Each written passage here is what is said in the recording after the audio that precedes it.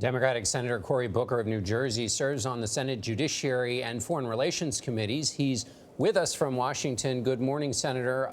I want to start with this. Let's forget the word for a moment.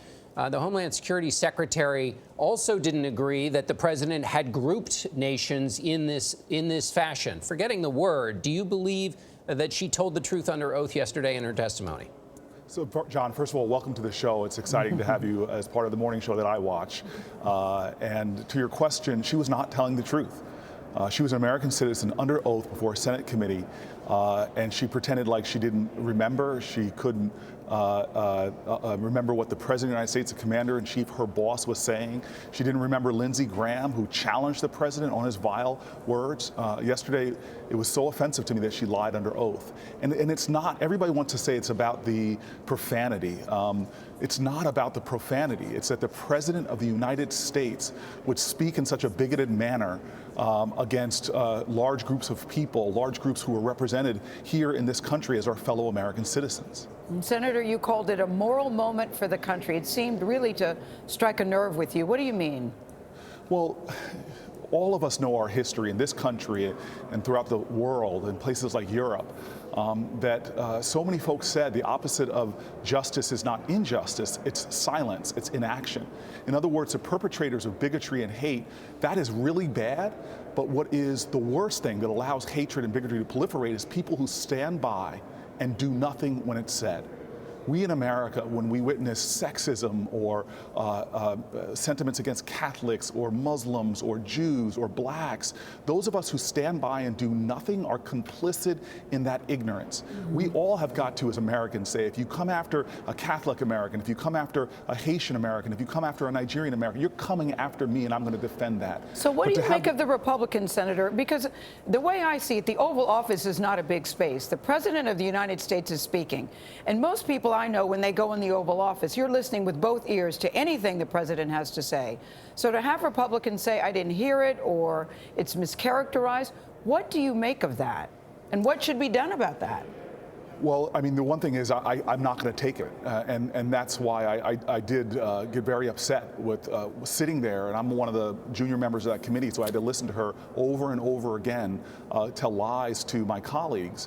I'm just not going to take it. All of us should not be silent. But you're right. How dramatic that is. I've been in the Oval Office. I've had meetings with the president, with President Obama, of small groups, large groups, one-on-one.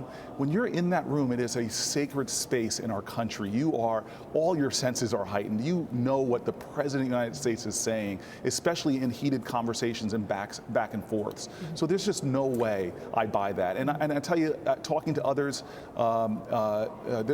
everybody knows that this is a lie, it's a sham. And it's not, what hurts me is why? Why would an American under oath lie? To protect their job? Again, that speaks to a dark history on this planet of people obeying orders, doing their job while they're witnessing injustice, when they're witnessing things that are words coming from power that don't just dissipate in the wind, they give license to people. Understand, we've had 85 vicious attacks, terroristic attacks since 9/11. Over 70% of them have been from white nationalists, people who peddle in this kind of hatred and bigotry, people who have used Donald Trump's words in their own communications as showing that this is a justification coming from the White House, who can't even condemn a white nationalist marching in Virginia with tiki torches. This has got to stop. This is not Republican or Democrat. That's why Lindsey Graham is such a hero in this, Republican from South Carolina, because he didn't remain silent. He stepped up and challenged the president. Senator, meanwhile, the work of the American people does not get done by either the president or the United States Congress. The deadline to pass a budget bill has passed. The government shutdown looming on Friday. Dreamers still without a plan, some of their parents being sent back because they're not eligible for DACA, pain in families because of this. Are you and fellow Democrats willing to vote in favor of a short-term bill that does not include a DACA solution? Well, the irony even of what you're saying, the president in an earlier meeting talked about, let's just be about love. I'll accept any deal that's brought to them. Lindsey Graham and Dick Durbin and other of my colleagues on both sides of the aisle hammered out a deal. Wasn't perfect to me, aspects I didn't like, but it was a deal that if it was put on the Senate floor dealing with DACA and Dreamers, it would have gotten over 70 votes, but yet they rejected that deal. And so this is an artificial moment. Well, can't McConnell still put that on the floor? he should put it on the floor.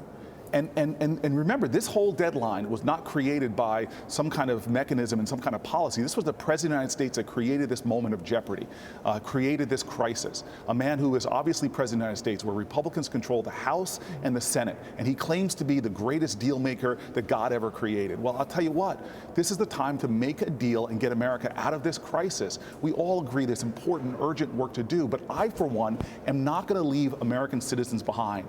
And I know technically these folks are not American citizens, but they are in every way but a piece of paper. They serve in our military. They're our first responders. They're our teachers of our children. They've benefited from our public schools from kindergarten on. They've served. And so I'm not leaving any American behind. I'm not going to vote on something that isn't part of this deal, part of this package, when we know there's a deal right before us that not everybody likes, but that's the nature of compromise. All right, Senator Booker, thank you very much for joining us. We'll have to leave it there. Thanks a lot. Thank you, Gayle.